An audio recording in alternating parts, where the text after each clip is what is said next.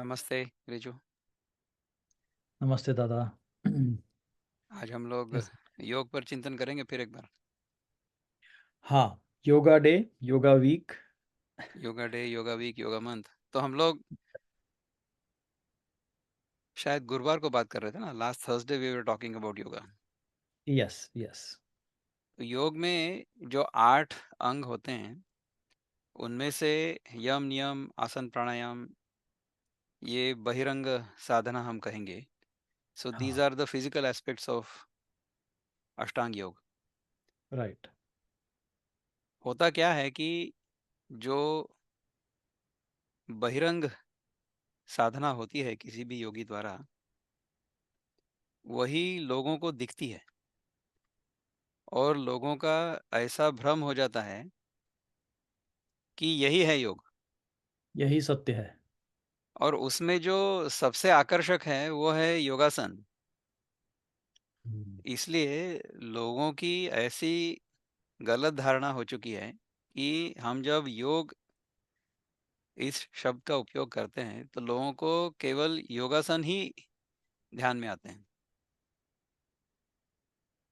पतंजलि मुनि तो योगासन के बारे में एक दो सूत्रों में ही जो बताना है वो बता देते हैं। हम्म। और आसन इस शब्द का अगर हम लोग अर्थ देखें तो आसन इस शब्द का अर्थ है टू सिट कंफर्टेबली।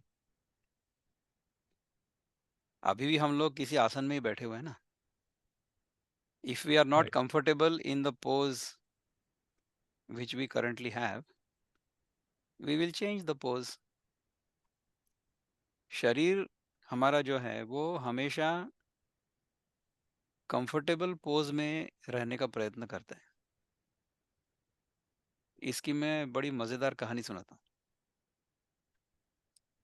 अगर हम भाग रहे होते हैं, if we are jogging, then walking will feel like rest. दौड़ने वाले आदमी को पैदल चलकर आराम का अनुभव होगा। पैदल चलते चलते अगर हम थक गए तो हम खड़े हो जाएंगे एक जगह पे, चलना बंद कर देंगे। उससे हमें आराम का अनुभव होगा। खड़े खड़े अगर थक गए तो फिर हम बैठ जाएंगे, तो बैठे हुए हमें आराम का अनुभव होगा compared with the previous experience. बैठे बैठे अगर थक गए तो फिर हम लेट जाएंगे। लेटे लेटे हमें अधिक आराम का अनुभव होगा। लेटे लेटे अगर हम नींद में चले गए तो उससे भी अधिक आराम और आनंद का अनुभव होगा। और फिर उठे ही नहीं तो आराम ही आराम है, नहीं? तो इस प्रकार से अगर अभ्यास किया जाए तो शवासन सिद्ध हो सकता है। हम अगर अत्यधिक आराम की स्थिति में पहुंच जाएंगे और उसमें सोएंगे नहीं, उसको कहते हैं समाधि। और यह आंतरिक अनुभव है। यम नियम आसन प्राणायाम ये बहिरंग साधना हो गई। यम, हम जगत के साथ किस प्रकार रहेंगे, how the world will not be a problem for us and how we will not be a problem for the world, that is yama sadhana. But we can be a problem to ourselves, so how can we not be a problem to ourselves, that is niyam sadhana. उसके बाद आसन, जिसमें हम स्थिरता से किसी भी आसन में कुछ देर तक बैठ सकें, स्थिर सुखम आसन, इसका अभ्यास। उसके बाद में pranayama, balancing of our life forces और life force. our life force will get divided into 5 different sub life forces. So a coordination and balance among those upapran would be wonderful. वो अगर हो जाता है, उसके बाद है प्रत्याहार। प्रत्याहार जो है उसमें आहार का उल्टा करना है हमको, प्रति आहार। So even if you focus on the meaning of the word प्रत्याहार, प्रत्याहार मीन्स एंटी आहार। तो हमको तो आहार की आदत लग चुकी है, हमें कुछ भी अगर दिखाई देता है तो हम उसको ग्रहण करना चाहते हैं, whether it is through the eyes और थ्रू द नोज और द ईयर्स और द टंग और the touch. How many times you would have noticed, we go to a temple or any beautiful place, people will want to touch it, because by touching we are somehow trying to internalize the external object by feeling it. हमें जगत को हमारी इंद्रियों के मार्फत अनुभव करने की इच्छा हमेशा बनी रहती है, दैट इज कॉल्ड आहार। और हमारे मन में जो विचार आते हैं उनको भी हम ग्रहण करते हैं। अगर हमें प्रत्याहार करना है तो हमें इनके प्रति अनासक्त होना पड़ेगा। We will have to become indifferent towards these. To the extent they are necessary, we will consume them. About that, there is no problem. Our problem is when we consume anything in the world or from the world, it creates a sensation of sukha or dukkha, pleasant or unpleasant. So we try to crave the pleasant experiences and we try to avoid the unpleasant experiences. Even when in the long run, the pleasant experiences can lead to ruin.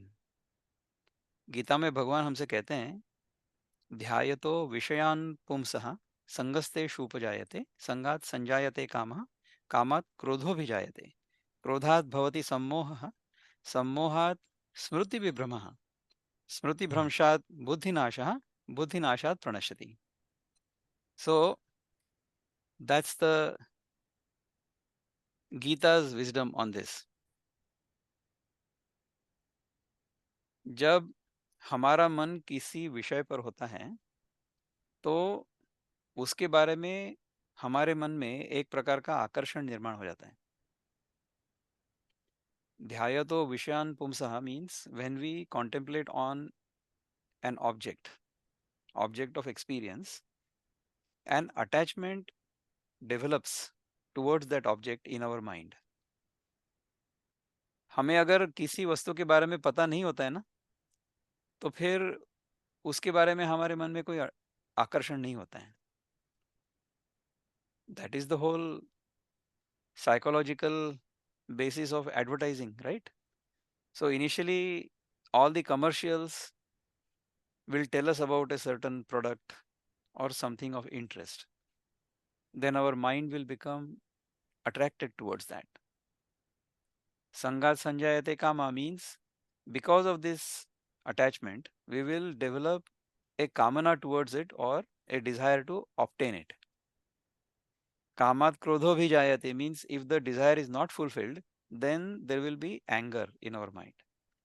Krodhat bhavati sammoha. Once we are angry, then we forget who we are. We become deluded. Sammoha. Sammohat smruti vibhrama. When we are deluded, we forget what we have learned. ये जो विभ्रम है ये हमारे स्वरूप के बारे में हमें पता ना होना ये है। स्मृति भ्रंशात बुद्धि नाशो, because we forget who we are. हमारा जो मन है उसकी जो विवेक की शक्ति है, the faculty of discrimination called बुद्धि, वो नष्ट हो जाती है। मुझे ये वस्तु चाहिए या नहीं चाहिए, इसके लिए मैं कुछ भी करने के लिए तैयार हूँ। और इस प्रकार से बुद्धि जब नष्ट हो जाती है हमारी, we are not able to discriminate between what is real and what is not real, then बुद्धिनाथ बुद्धिनाशात प्रणश्यति। इसका अर्थ है कि टोटल सत्यानाश ऐसा होता है।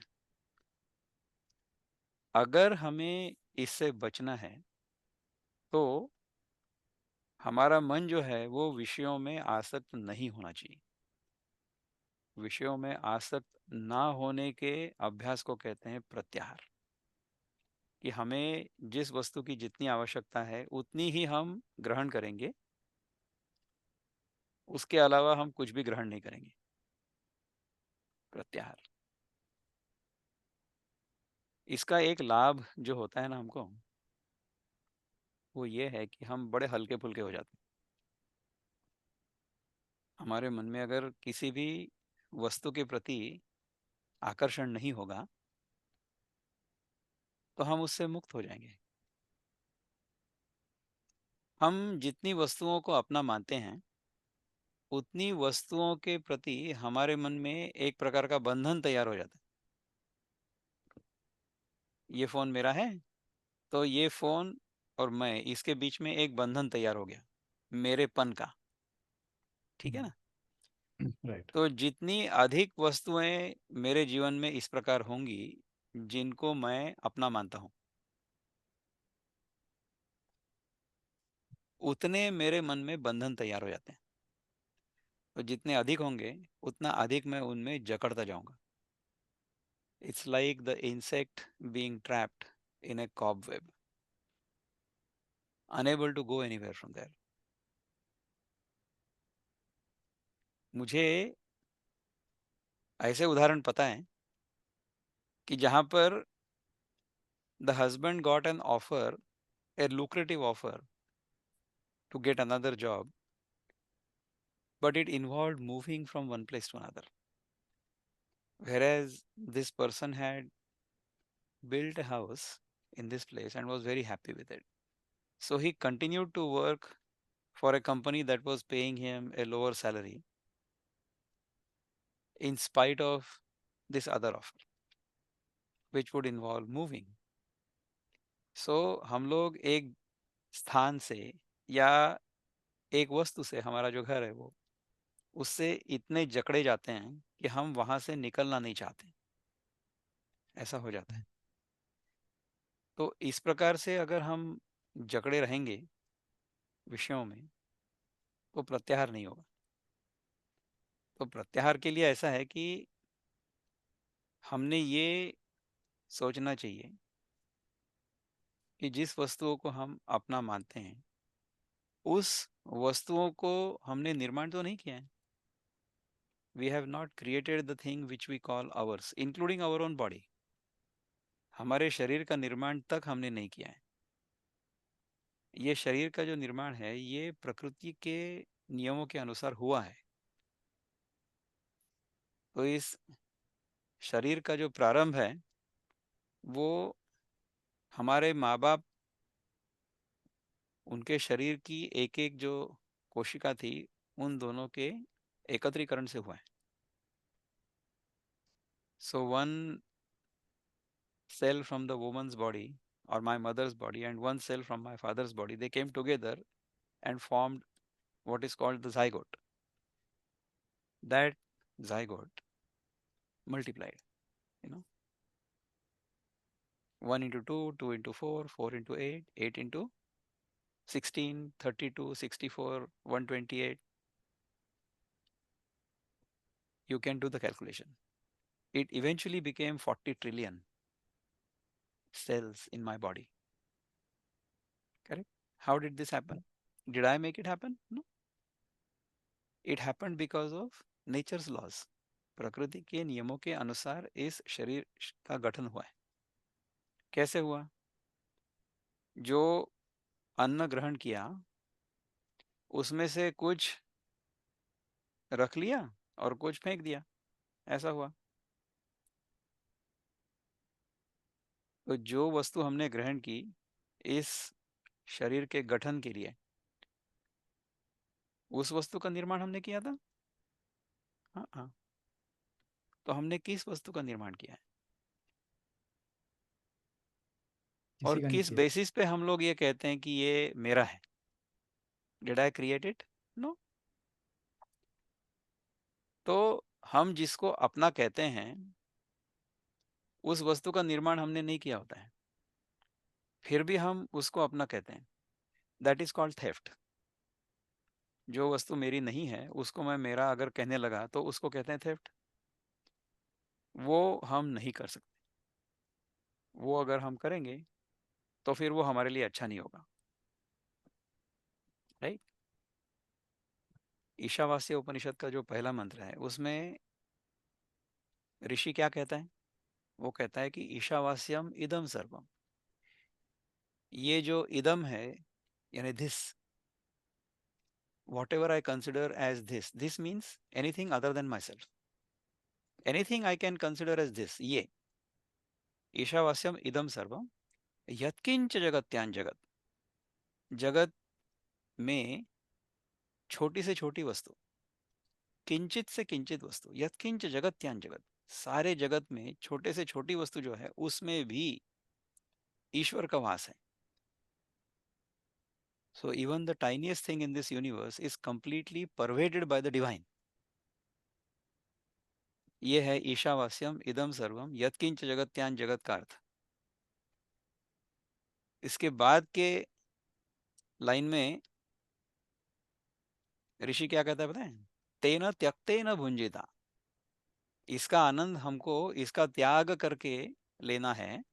मागृधक कस्य स्विद्धनम। जो वस्तु हमारी नहीं है उसको हमने ग्रहण नहीं करना चाहिए। We should not even covet what does not belong to us. Therefore, we should not covet anything in this world because everything belongs to the divine. It has always existed, it is existing, and it will always exist. And I did not create it. Therefore, I should not covet. ये है प्रत्याहार का basis, आधार। Right. इसको अगर हम ठीक से समझेंगे तो फिर प्रत्याहार अपने आप होगा, प्रत्याहार करना नहीं पड़ेगा। यम नियम आसन प्राणायाम प्रत्याहार, इसके बाद में धारणा। ये अगर हम करेंगे, इतनी साधना 5 स्टेप्स, 5 कदम अगर हम चलेंगे तो फिर हमको छठा सातवां और आठवां कदम कहाँ डालना है वो दिखेगा। It's a journey. Unless you take the first 5 steps,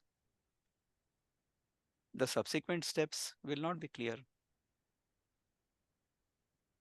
दूसरा एक उदाहरण ऐसा है कि समझो मुझे अच्छी भूख लगती है और मैं खाना खा करके उसको पचा सकता हूँ। अच्छा, I have a good appetite. मुझे ऐसा अनुभव आता है कि जब मैं खाने बैठता हूँ तो 8 रोटियां मैं जब खा लूंगा तब उसके बाद मेरा पेट भरेगा। ऐसा मुझे अनुभव है रोज का। अब मुझे बताओ कि अगर मैंने सोचा कि ये जो रोटियां हैं 1 2 3 4 5 6 7 8 एक के ऊपर एक रखूं, और अगर सोचूं कि मैं 8वीं रोटी पहले खा लेता हूं, तो मेरा पेट भरेगा क्या? नहीं भरेगा। तो मुझे 1 2 3 4 5 6 7 रोटियां खानी पड़ेंगी, उसके बाद में जब 8वीं रोटी है उसको मैं खाऊंगा तब मेरा पेट भरेगा। करेक्ट।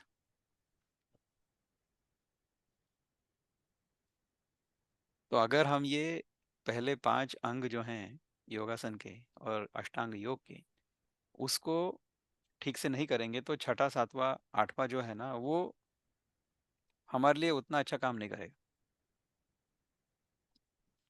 ये पतंजलि मुनि ने कहा है और ये हमारा भी अनुभव है। जिस प्रकार से अष्टांग योग के सारे अंग हैं, उसी प्रकार से हमारे जो महत्वपूर्ण ग्रंथ हैं इंक्लूडिंग गीता, इसी प्रकार से चलते हैं। शिक्षा भी हमें उसी प्रकार से मिलती है। कैसी मिलती है शिक्षा?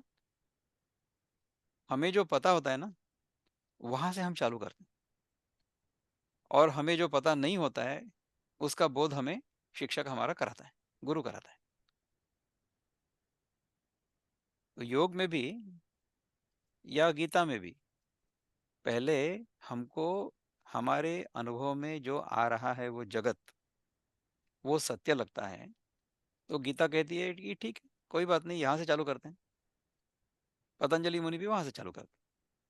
सो we know this world, we think the world is real, we enjoy the world, so we start from that step. वहां से हम शुरू करते हैं, फिर वहां से हम धीरे धीरे धीरे धीरे हमारा ध्यान जो है वहां से हटाकर अपने आप पर लाते हैं।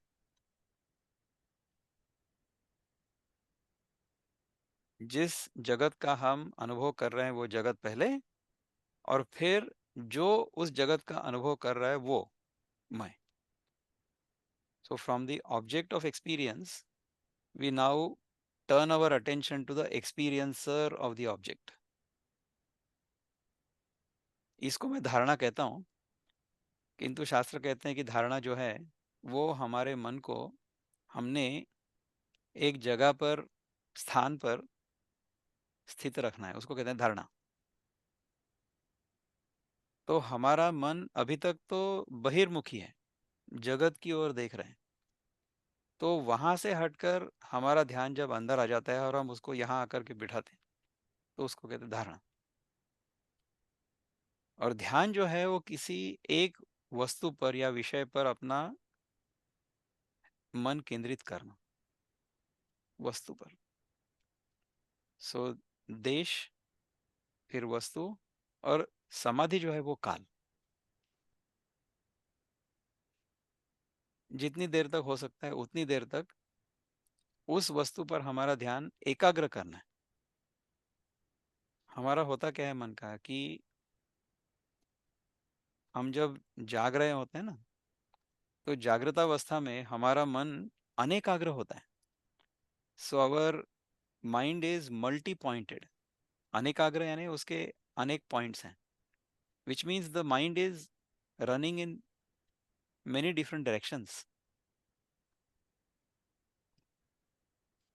और फिर हम लोग थक जाते हैं। The mind is tired because the mind is running after so many objects. So whenever there is this running around by the mind, which means cravings or thoughts, the mind will eventually get tired and the mind will want to rest. तो जब हम मन को शांत करते हैं तो हो क्या जाता है कि हम सो जाते हैं। सो अनेकाग्र से मन शून्याग्र हो गया। There is no mind at all there, the mind has fallen asleep। तो उसमें ऑफ कोर्स आराम का अनुभव तो होता ही है। हमने जो कहानी पहले शुरू की थी ना, so when we lie down we fall asleep and we feel great। पर होता क्या है कि ये अनुभव जब समाप्त होता है उसके बाद में हम फिर से प्रकृति में ही जागते हैं। So we go to sleep in prakriti and we wake up in prakriti। So as soon as we wake up, the world starts appearing to be as real as it was before we went to bed, right? तो हम लोग Right. प्रकृति में लीन हो जाते हैं और प्रकृति में ही जागते हैं। So the sleep doesn't really cure our condition, whereas samadhi will give you the same kind of rest। Samadhi will calm your mind down or give your mind as much rest as you would get when you are asleep, but you don't have to go to sleep। So your mind is fully alert, fully awake, yet because it does not have any thoughts, it is at rest। तो इस प्रकार की स्थिति अगर हमें जागृतावस्था में अनुभव हो सकती है तो उस जागृतावस्था को ही समाधि कहते हैं। हमने एक बार, क्वेश्चन दादा। बताइए। तो धारणा जो है वो संतोष का ही कुछ सिमिलर साउंडिंग मुझे ऐसा समझ में आ रहा है कि आप। संतोष, देखो संतोष ऐसा है कि हमारे पास जो है उसमें हम संतुष्ट हैं, उसको कहेंगे संतोष, राइट। हाँ। और राइट। धारणा जो है, धारणा ये है कि धारणा इज, जो हमने धारण किया हुआ है ना, हमारी धारणा ऐसी है, हमारी धारणा वैसी है, means we are holding on to a certain thought process, right. और we are holding on to a certain viewpoint, उसको हम कहेंगे धारणा। उसको भी कहते हैं धारणा, राइट। बट धारणा जो है वो एक जगह पे हमने अपने आप को बांध के रखा है, उसको कहेंगे धारणा। So you hold yourself on to a certain place, in space you lock yourself, that is dharana. और उसके बाद में you have to lock yourself on to one object, वो है ध्यान। तो स्पेस, ऑब्जेक्ट एंड टाइम, देश, वस्तु और काल। देश, वस्तु और काल, इन तीनों के अभाव में मन नष्ट हो जाता है। मन को जीवित रखने के लिए देश काल वस्तु की आवश्यकता है। अगर देश काल वस्तु नहीं रहेंगे तो मन नहीं रहेगा। तो होता ही है ना, in deep sleep there is no mind because there is no desh kaal vastu, there is no object of experience, there is no world of experience, therefore there is no mind. For the mind to be active and to be alive, there has to be something other, right? So if that other disappears, then there is no mind. If we can hold the mind at one place, on one object, and for a long duration of time, during that time, if we are really focused on that one object, अगर हमारा मन एकाग्र है तो हमें समाधि का अनुभव आएगा। वो तो हमेशा होता है। If you are really involve in some task, you will lose yourself whenever you are playing something. If you are watching a beautiful game or even a movie, you will get so engrossed in it that you will lose yourself. सो देश, अ, वस्तु और काल। वस्तु और काल। So देश यानी it's actually physically a place, जैसे कि मैं नो, it is should. Mind space. हमारा मन जो हाँ। इधर उधर भाग रहा है ना, उसको ओके। एक जगह पे आकर के बिठाओ। तो ओके। आसन से भी हम हमारे शरीर को बिठा सकते हैं। जैसे मैं अभी इस आसन में बैठा हुआ इस स्थान पर, किंतु मेरा मन इधर उधर दौड़ सकते हैं, उसको एक जगह पे बिठा है। तो सो उसको दौड़ने से प्रिवेंट करने के लिए एक वस्तु पर ध्यान करो।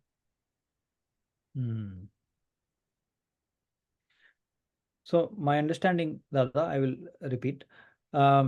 सो प्रत्याहार से मैंने बाहरी चीजों से अपना ध्यान, अपने मन को हटाया।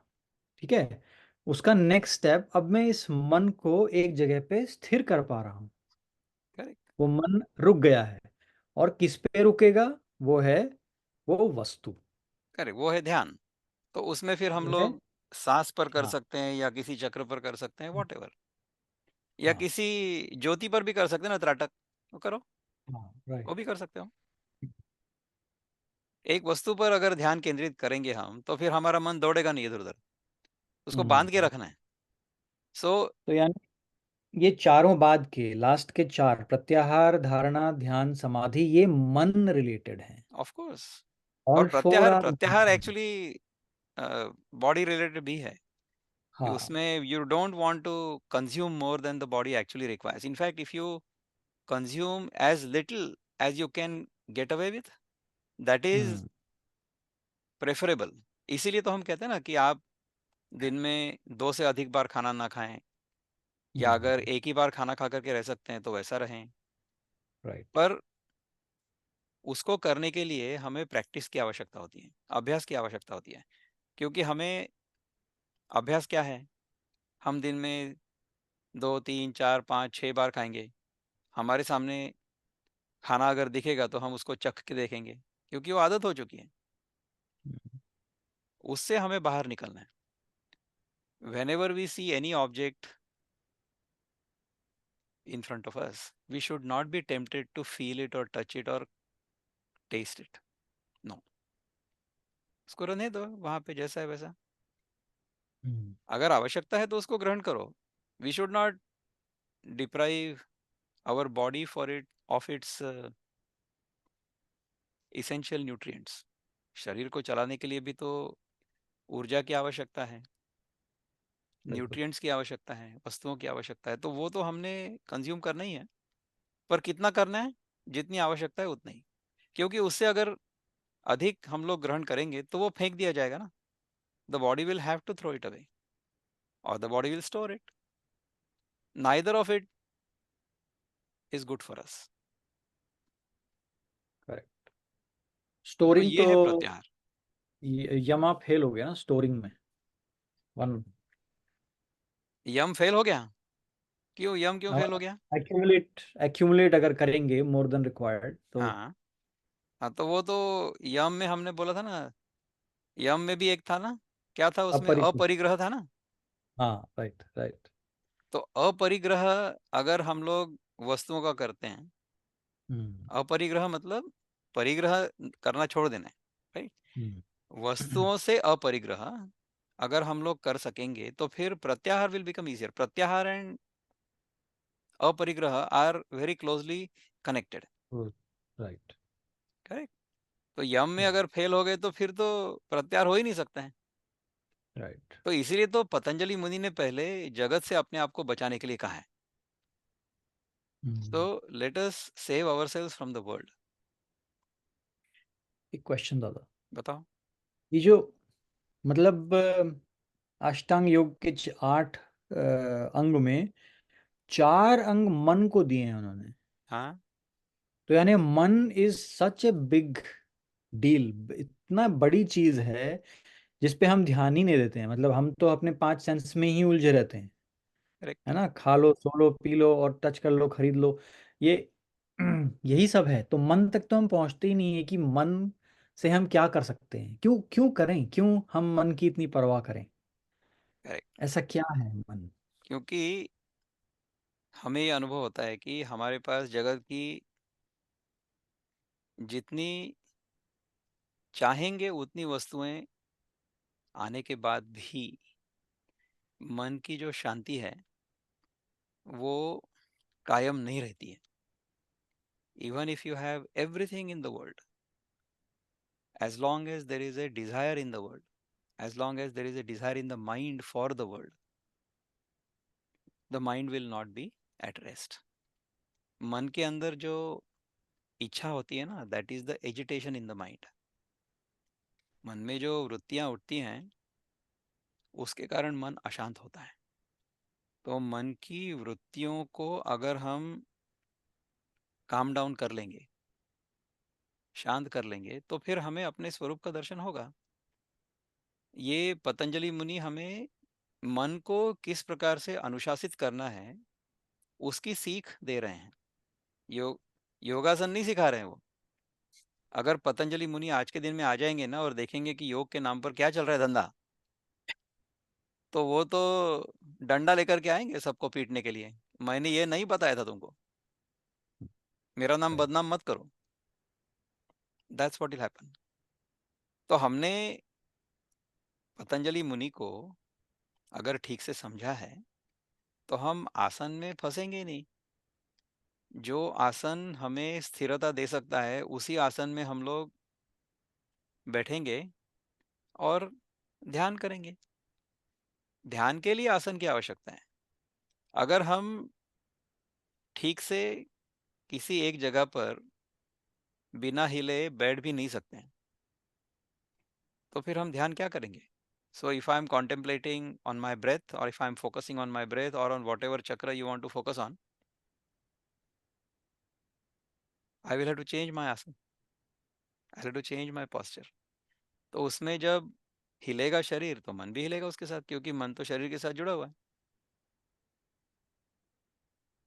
अगर मेरे शरीर में किसी प्रकार की व्याधि है या फिर किसी प्रकार का रोग है या किसी भी प्रकार का असंतुलन है तो मेरा ध्यान वहां पर जाएगा। किंतु यदि मेरा शरीर स्वस्थ है, शांत है, स्थिर है और उसमें मुझे सुख की अनुभूति हो रही है, तो स्थिर सुखम आसनम, इस प्रकार से मगर अगर मेरी अनुभूति है तो फिर उसके बाद प्राणायाम जो है ना वो अपने आप होने लगेगा। उसको मुझे करना नहीं पड़ेगा। My breathing will become slow, shallow and rhythmic. और जो श्वास अंदर लेने के बाद कुछ देर तक श्वास रुक जाता है बिफोर यू एक्सहेल, या फिर व्हेन यू एक्सहेल उसके बाद कुछ क्षण तक श्वास हम नहीं लेते हैं. So the duration between inhalation and exhalation will gradually become longer and longer and longer. अपने आप होगा वो. इसको कहते हैं कुंभक. अगर श्वास हमारा बाहर चला गया है और हमने अभी तक श्वास अंदर नहीं लिया है और वहां रुका हुआ है कुछ देर के लिए, तो उसको हम कहेंगे बहिर्कुंभक. बाहर जाके रुक रुक गए हम. और जब हम श्वास अंदर लेंगे और कुछ देर के लिए रुक जाएंगे बिफोर वी एक्सेल, तो उस ड्यूरेशन को हम कहेंगे अंतर कुंभक. So we have held our breath inside. There is no need to exhale yet. That moment or that duration of no movement is a beautiful moment, is a beautiful duration. तो उसका अगर duration increase होता है सहजता से, you don't want to hold your breath for any longer than you are able to. पर अगर मन शांत होगा, शरीर शांत होगा, शरीर में पचन क्रिया शांत हो चुकी है, so the body doesn't require too much energy. तो तब हम शांति से बैठ सकते हैं और उसमें ध्यान होगा. उस प्रकार से अगर ध्यान करेंगे तो हमें समाधि का अनुभव होगा. उस प्रकार की समाधि का अनुभव, जो काम हम कर रहे हैं उस काम पर हमारा ध्यान अगर 100% है तो भी हो सकता है. So this whole conversation can be meditative. तो मेडिटेशन जो है ना, ये करने की नहीं है वस्तु, मेडिटेशन में रहने की वस्तु है. So if we are focused on whatever we are doing at any given time, if that work happens effortlessly, प्रयत्न शैथिल्य अनंत समापत्तिभ्याम, उसमें कर्तापन अनुभव में नहीं आ रहा है, ये केवल हो रहा है, मैं केवल उसका साक्षी हूँ. इस मनस्थिति में अगर काम होता है तो वही समाधि है. समाधि करने की कोई आवश्यकता नहीं है, ध्यान करने की कोई आवश्यकता नहीं है, ध्यान में रहने की आवश्यकता है, ध्यान देने की आवश्यकता है. जो काम हम जिस वक्त कर रहे होते हैं उस वक्त हमने उसी पर ध्यान केंद्रित करना है. उसी को कहते हैं ध्यान. और फिर उसी में हमारी समाधि लग जाती है. समाधि लग जाती है ना, मैं अपना मैं पना जो है वो भूल जाता हूँ. So any activity in which I can lose myself is dhyana. It can be anything. मैंने गीता सुनने वाले एक आदमी के बारे में सुना है कि वो गीता सुनता था या गीता पढ़ता था, और एक जगह पर ऐसा वर्णन है कि कृष्ण ऐसे सुंदर रथ में बैठा हुआ है और उसके 4 घोड़े हैं सफेद. तो ये श्लोक जब ये आदमी सुनता था उस पर उसका ध्यान केंद्रित हो जाता था और वो समाधि में चला जाता था. उसके आगे की गीता उसने कभी सुनी नहीं. This much Gita was sufficient for him to get into samadhi. ऐसा भी हो सकता है. Even if we contemplate on the first verse of the Gita, धर्म क्षेत्रे कुरुक्षेत्रे समवेतायुत्सवः मामका पांडवाश्चैव किमकुर्वत संजय. धृतराष्ट्र ने पूछा कि कुरुक्षेत्र नाम का जो धर्म क्षेत्र है उसमें मेरे और पंडु के पुत्रों के बीच में क्या हुआ? यह है प्रश्न।